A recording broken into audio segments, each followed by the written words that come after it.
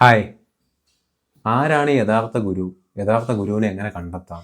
ഒരാൾക്ക് എത്ര ഗുരു ഉണ്ടാവും? ഒരൊറ്റ ഗുരു മാത്രമേ പാടുള്ളൂ? ഇങ്ങനെ ഒരുപാട് സംശയം ഒരുപാട് പേർക്കുണ്ട്. എന്നോടും പലരും ചോദിച്ചിട്ടുണ്ട്.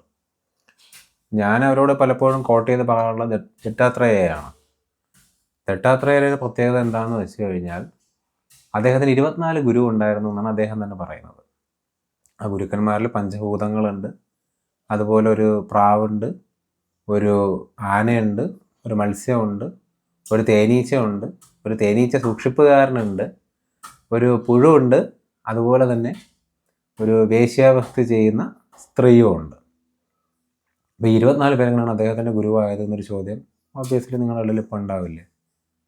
ഈ ദത്താത്രേയരുടെ കാര്യം പറയുമ്പോൾ അദ്ദേഹം ഓരോ വ്യക്തിയിൽ നിന്ന് എന്ത് പഠിച്ചു എന്നുള്ളതാണ് അതിൻ്റെ കാര്യം. അതായത് അദ്ദേഹത്തിൻ്റെ യഥാർത്ഥ ബോധത്തെ അറിയാൻ, അദ്ദേഹത്തിൻ്റെ ഉള്ളിലേക്ക് സ്വയം തിരിഞ്ഞു നോക്കാൻ അദ്ദേഹത്തെ സഹായിച്ച എന്ത് കാര്യം ആരാണോ കൊടുത്തത് അത് അദ്ദേഹത്തിൻ്റെ ഗുരുവാണ്. അതൊരു വ്യക്തിയാവണമെന്നില്ല, ഒരു മനുഷ്യനാവണമെന്നില്ല, ഈ പറഞ്ഞ പോലെ ഒരു ചെടിയും ആവാം, എന്തിനും സംഭവിക്കാതല്ലേ. അപ്പോൾ നിങ്ങളെന്താണ് ചെയ്യേണ്ടത്? യഥാർത്ഥ ഗുരുവിനെ തിരിച്ചറിയേണ്ടത് എന്തിനാണെന്ന് വെച്ച് കഴിഞ്ഞാൽ നമ്മുടെ ഉള്ളിലേക്ക് സ്വയം തിരിഞ്ഞു നോക്കാനുള്ളൊരു കണ്ണാടി.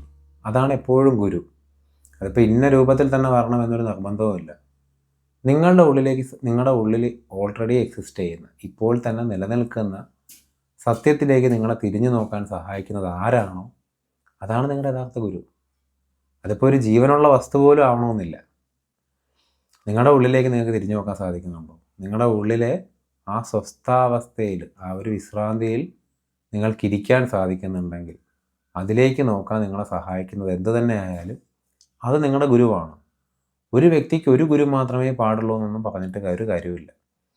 ഈ പല മഹാജ്ഞാനികളും പറഞ്ഞിട്ടുണ്ട്, ലോകത്തിലെ എല്ലാ സാധനങ്ങളും എൻ്റെ ഗുരുവാണെന്ന് പറഞ്ഞിട്ടുണ്ട്. കാരണം ഓരോ വസ്തുവും അവരുടെ ഉള്ളിലെ സ്വരൂപത്തെ ഓർമ്മിപ്പിച്ചത് കൊണ്ടാണ് അങ്ങനെ പറഞ്ഞത്. രമണ മഹർഷിയെ പോലുള്ള വളരെ മഹത്തായ ഉയർന്ന സോളുകൾ എന്നൊക്കെ പറയാം, അല്ലെങ്കിൽ അത്രയും മഹത്തായ കർമ്മഭാഗ്യം ഉണ്ടായിരുന്നവർക്ക് ഒരു വിഭിന്നമായ ഗുരുവിൻ്റെ ആവശ്യമൊന്നും ഉണ്ടായിരുന്നില്ല. അവർ ആ ശരീരം എക്സിസ്റ്റൻസിലേക്ക് വരുമ്പോൾ അവർക്ക് ഒരു കർമ്മമേ ബാക്കിയുള്ളൂ. അത് അവരുടെ സ്വരൂപത്തിലേക്ക് തിരിഞ്ഞു നോക്കുക എന്ന് പറയുന്നതാണ്. ആ സ്വരൂപം താനേ വെളിച്ചപ്പെട്ടുള്ളൂ. അവർക്ക് ഗുരുവിൻ്റെ ആവശ്യമില്ല. ശരിക്കും അവിടെ യഥാർത്ഥ ഗുരുവായി വർക്ക് ചെയ്യുന്നത് അവരുടെ ഉള്ളിൽ തന്നെ ഓൾറെഡി എക്സിസ്റ്റ് ചെയ്യുന്ന സ്വരൂപമാണ്, അഥവാ യഥാർത്ഥ സത്യമാണെന്ന് പറയാം. അപ്പോൾ ആ സ്വരൂപം തന്നെ താനേ വെളിച്ചപ്പെടുന്ന മനുഷ്യരുണ്ട്, രമണ മഹർഷിയെ പോലുള്ള ചില ആളുകൾ. പക്ഷെ എല്ലാവർക്കും അത് സാധ്യമാണെന്ന് ചോദിച്ചു കഴിഞ്ഞാൽ അല്ല. അപ്പോഴാണ് പലപ്പോഴും നമുക്ക് എക്സ്റ്റേണൽ ആയിട്ടുള്ളൊരു ഗുരുവിനെ ആവശ്യമായി വരുന്നത്. ഈ എക്സ്റ്റേണലായിട്ട് വരുന്ന ഗുരുവിന് ഒരു ഉദ്ദേശമേ ഉള്ളൂ. ആ ഗുരുവിൻ്റെ ഉദ്ദേശം എന്താണ്?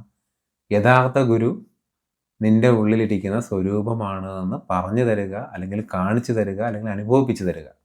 ഇതാണ് ഒരു യഥാർത്ഥ ഗുരുവിൻ്റെ ജോലി. ഇത് ആർക്കാണോ നിങ്ങളുടെ അടുത്ത് ചെയ്യാൻ സാധിക്കുന്നത് ആ ഗുരുവാണ് യഥാർത്ഥ ഗുരു.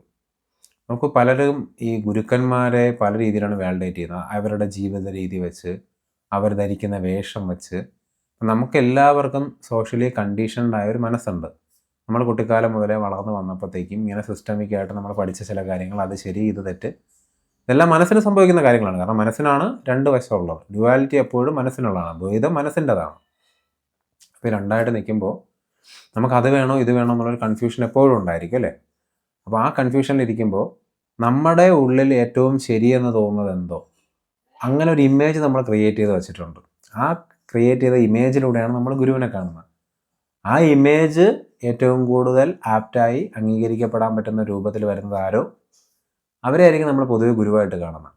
അവർ തന്നെ നമ്മുടെ മനസ്സിലുള്ള ഇമേജിന് വിഭിന്നമായിട്ട് എന്തെങ്കിലും ചെയ്തു കഴിഞ്ഞാൽ നമ്മളത് വല്ലാതെ ഹേർട്ട് ചെയ്യും. നമുക്ക് ഗുരുവിനോട് ദേഷ്യം തോന്നും. ചിലപ്പോൾ ഇയാൾ യഥാർത്ഥ ഗുരുവല്ല എന്ന് പോലും തോന്നും. ശരിക്കും പറഞ്ഞാൽ നമ്മൾ ഇങ്ങനെയല്ല ഒരു മനുഷ്യനെ അല്ലെങ്കിൽ ഒരു ഗുരുവിനെ വിലയിരുത്തേണ്ടത്. നമ്മളൊരു ഗുരുവിനെ വിലയിരുത്തേണ്ടത് അദ്ദേഹത്തിൻ്റെ ഉള്ളിലുള്ള സത്യത്തിൽ നിന്നാണ് വിലയിരുത്തേണ്ടത്. നോക്കൂ, അദ്ദേഹം ഒരു മഹാജ്ഞാനി ആയാലും അല്ലെങ്കിലും എല്ലാ മനുഷ്യൻ്റെ ഉള്ളിലും സ്വരൂപമുണ്ട്.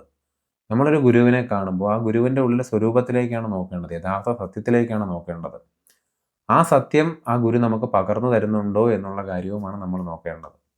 അദ്ദേഹത്തിൻ്റെ ശരീരം ഏതവസ്ഥയിലൂടെയാണ് കടന്നു പോകുന്നത് എന്ന് നമ്മൾ നോക്കേണ്ട കാര്യമില്ല. എന്ന് കരുതിയിട്ട് എന്ത് തോന്നിവാസവും കാണിക്കുന്ന ആളുകൾ അക്സെപ്റ്റ് ചെയ്യണം, അങ്ങനെയല്ല ഞാൻ പറയുന്നത്. നോക്കൂ, കോമൺ സെൻസ് എന്ന് പറയുന്ന ഒരു കാര്യം നമ്മൾ ഉപയോഗിക്കേണ്ടത് ഉപയോഗിക്കുക തന്നെ വേണം. എന്നിരുന്നാലും ഈ കോമൺ സെൻസ് ഉപയോഗിക്കുന്ന സമയത്ത് നമ്മൾ ഈഗോയ്ക്ക് ക്ലാഷ് ആവുന്ന ചില സിറ്റുവേഷൻസ് ഉണ്ടായിരിക്കും അല്ലേ? നമ്മൾ ഈഗോയെ മാറ്റി നിർത്തിയിട്ട് നമ്മളൊരു റിസീവിങ് ലെവലിൽ നിൽക്കണം. അതായത് നമ്മൾ വളരെ ഓപ്പൺ ആയിരിക്കണം. നമ്മൾ എന്ത് വന്നാലും അതിനെ തുറന്ന മനസ്സോടുകൂടി കാണാൻ നമുക്ക് സാധിക്കണം. എന്നാലേ യഥാർത്ഥ ഗുരുവിനെ തിരിച്ചറിയാൻ നമുക്ക് സാധിക്കുകയുള്ളൂ.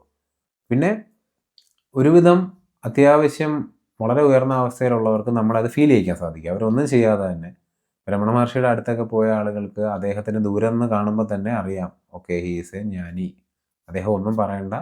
അദ്ദേഹത്തിൻ്റെ ശരീരത്തിൽ വേഷമോ ഒന്നുമില്ലെങ്കിൽ പോലും, അദ്ദേഹം കുളിച്ചിട്ട് തന്നെ 10-15 ദിവസമായെങ്കിൽ പോലും അവർക്ക് അറിയാൻ പറ്റും. നമ്മുടെ കർമ്മവും അതുമായിട്ട് അലയുണ്ടാവുന്നത് കൊണ്ട് നമുക്ക് കുറച്ചുകൂടി നന്നായിട്ട് അറിയാൻ സാധിക്കും. അതുകൊണ്ടാണ് ചില അവധൂതന്മാർ, ഇപ്പം നമ്മൾ തെരുവിൽ അലയുന്ന മാനസിക രോഗികൾ അല്ലെങ്കിൽ പിച്ചക്കാരെന്ന് വിചാരിക്കുന്ന ചില ആളുകളെ അവരുമായിട്ട് താതാത്മ്യീകരണത്തിൽ വരുന്ന മനുഷ്യർ കണ്ട ഉടനെ അവർക്ക് തിരിച്ചറിയാൻ സാധിക്കും, ഇതെൻ്റെ ഗുരുവാണ്, ഇത് മഹാജ്ഞാനിയാണെന്ന് അവർക്ക് തിരിച്ചറിയാൻ സാധിക്കും. അത് എല്ലാവർക്കും സാധിക്കില്ല.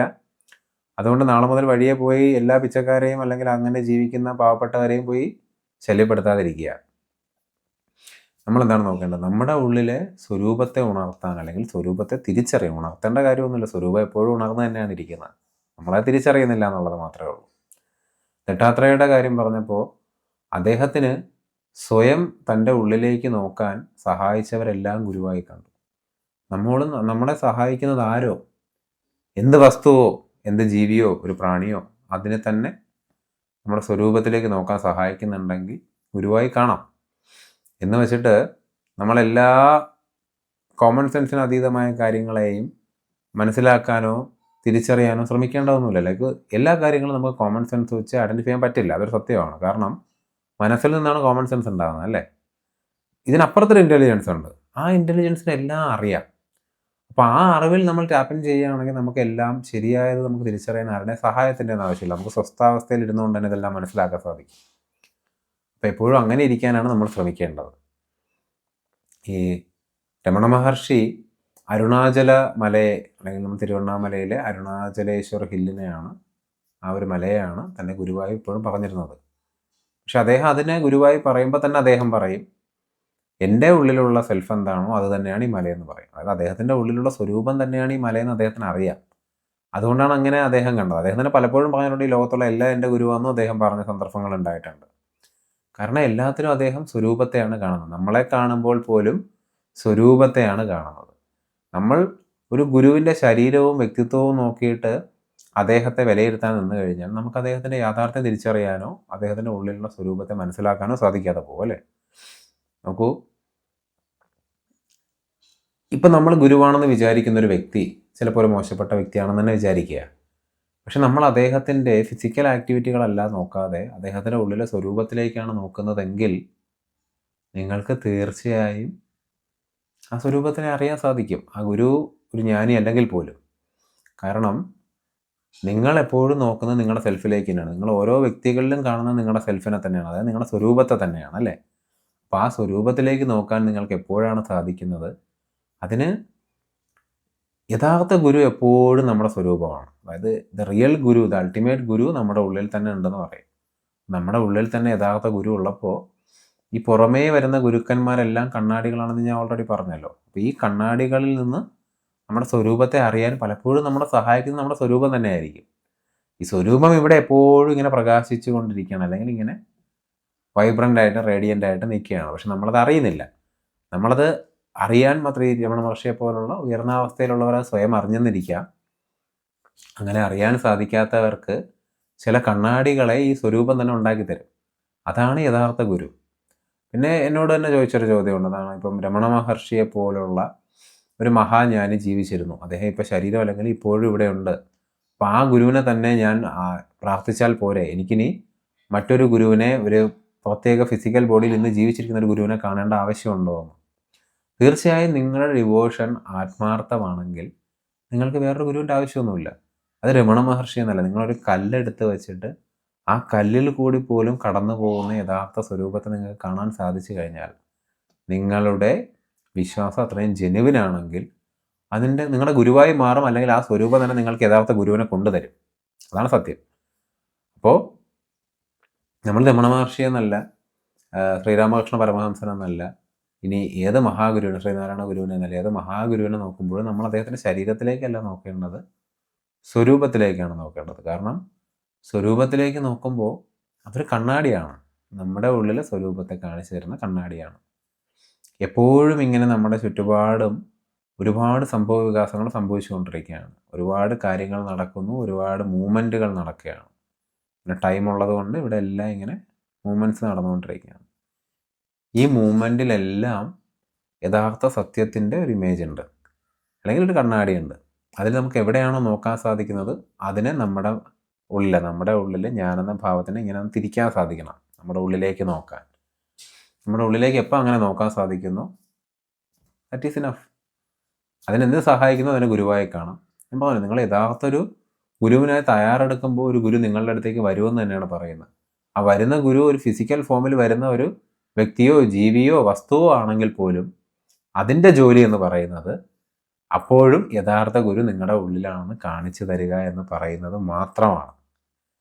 ഒരു ഗുരുവല്ല, 1000 ഗുരുക്കന്മാരുണ്ടാവാം, കോടിക്കണക്കിന് ഗുരുക്കന്മാരുണ്ടാവാം. ചിലപ്പോൾ യഥാർത്ഥ സ്വരൂപം തന്നെ ഗുരുവായിട്ട് അവതരിച്ചെന്നിരിക്കാം. അങ്ങനെയാണ് നമ്മൾ ഈ ഗുരുക്കന്മാരെ മനസ്സിലാക്കേണ്ടത്. Thank you.